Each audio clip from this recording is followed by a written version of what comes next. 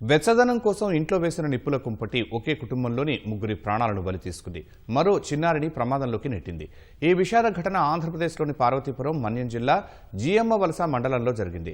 వనజ గ్రామానికి చెందిన మేనక మధు సత్యవతి దంపతులకు ముగ్గురు కుమార్తెలు ఒక కుమారుడు ఉన్నారు. పెద్ద కుమార్తె మాధురి చినమేరంగి కేజీబీవీలో, రెండో అమ్మాయి మోక్ష తాతగారి ఊరు జీఎమ్మ వలస మండలం బొమ్మికలో ఉంటూ చదువుతున్నారు.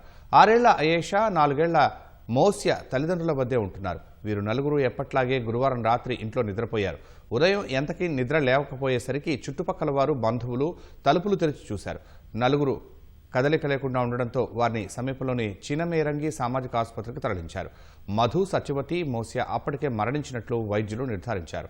అపస్మారక స్థితిలో అయేషాను మెరుగైన చికిత్స నిమిత్తం విశాఖకు తరలించారు. ఇంట్లో వెచ్చదనం కోసం నిప్పుల కుంపటి పెట్టి తలుపులు మూసేయడంతో కార్బన్ మోనాక్సైడ్ వెలువడి ఊపిరాడక వారు మరణించినట్లు ప్రాథమికంగా తేలిందని డీఎస్పీ రాంబాబు తెలిపారు.